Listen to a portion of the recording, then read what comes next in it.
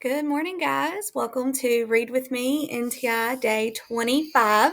We're going to read the text The Spookiest Attic by W.M. Akers. All right.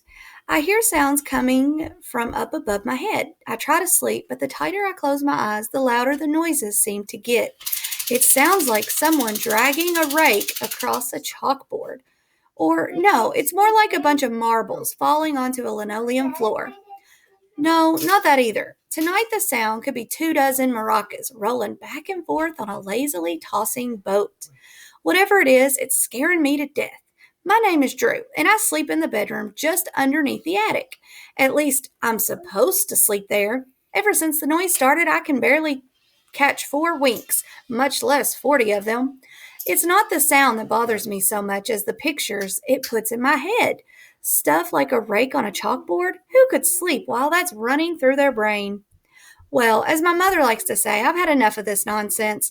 Tonight I'm getting to the bottom of this. The problem is, even before the noises started, the attic wasn't my favorite part of the house. In fact, it was my least favorite part. Not just in the house, but in the whole world. A lot of people have spooky attics, but ours is the spookiest. We live in a big old house, My dad says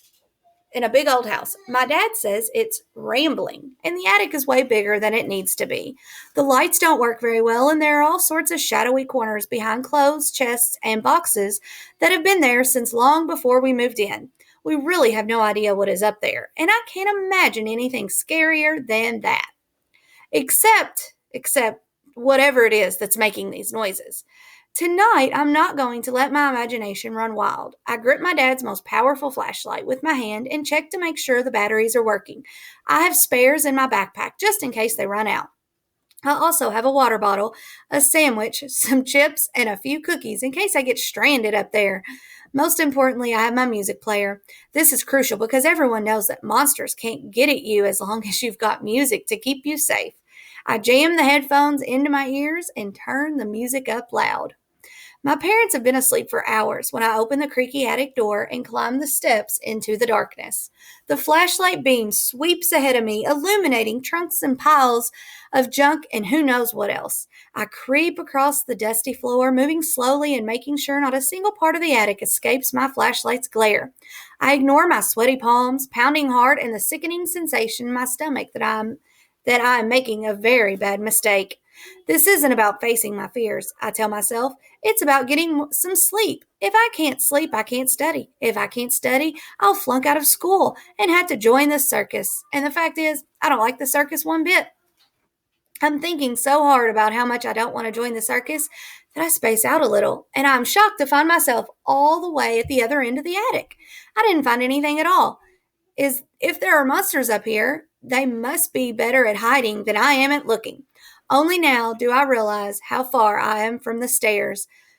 This attic is long, dark, and full of secrets, and I have to walk back across. More importantly, I have to find out what's making the skittering noise, or this whole trip was a waste. I take out my headphones and wait for the monsters to strike. They leave me alone, for now. I hear the noise coming from far away. It's not just right above my bedroom, but seems to be coming from several different directions at once. My ears are playing tricks on me, I think. This is what happens when you don't get enough sleep. I walk toward the place where the noise is the loudest, my quivering flashlight held straight out in front of my body. There are 3 boxes stacked on top of one another with writing too small for me to read. I get closer and the noise gets louder. A label on the box written in faded marker reads, Toys. Of course, it's a box of old toys, probably from 100 years ago or more. There are probably some wind-up toys in there, and somehow they've gotten wound. Each night they rattle up against each other, and each night they keep me awake. All I have to do is take the toys out of the box, and they'll quiet down. I stand on my tiptoes, trying to reach the upper box of toys. I'm just getting a grip on it when it slips out of my sweaty palms. It flips over, dumping its contents all over me. My head takes the blow from a bunch of heavy old toys, and my body is covered in 15 or 20,000 creepy, crawly, fuzzy spiders. Sometimes It's not possible to scream loud enough. I run as fast as I can back to the stairs, knocking spiders off my body with both hands. I must have dropped the flashlight along the way because it's dark when I get back downstairs, and I can't see whether I've gotten all the spiders off me until my mom turns on the hallway light. Andrew, she says, what's wrong? I want to switch bedrooms, I tell her, and you need to hire an exterminator. All right, so they weren't monsters. It's close to it. They were spiders. All right, so guys, multiple choice questions. You want to make sure that you underline the support for each question. Use the strategy process of elimination slash and trash to narrow down your correct answer and put the paragraph number next to each question where you found your answer. And then on your short answer questions, number 8, 9, and 10, you want to make sure that you write these answers on another sheet of paper. Label it NTI Day 25 and put your answers on that sheet of paper because you do not have the lines this time. After Drew knocks the box over in the attic, the toys that were inside it fall on top of him. What else from the box falls on him? Okay, so you should just be able to restate and answer this and underline the support. So RA is all you need for 8. Describe what Drew does after the contents of the box fall on him. You can restate, answer this, underline the support. Number 10, will Drew be able to sleep better now that he knows the cause of the noises in the attic? Support your answer with evidence from the story. Okay, so this one is going to be an RAC because it tells you to put the evidence that you found in your answer. If it's not as clear, you may have to do an E to explain your RAC.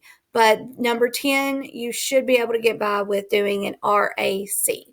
All right, guys, I hope you all have a wonderful Friday. We're almost done. So we've got one more week of NTI work, and then it's catch-up time, and then finally summer break. All right, I'll see you guys Monday for NTI Read With Me Day 26. See you all.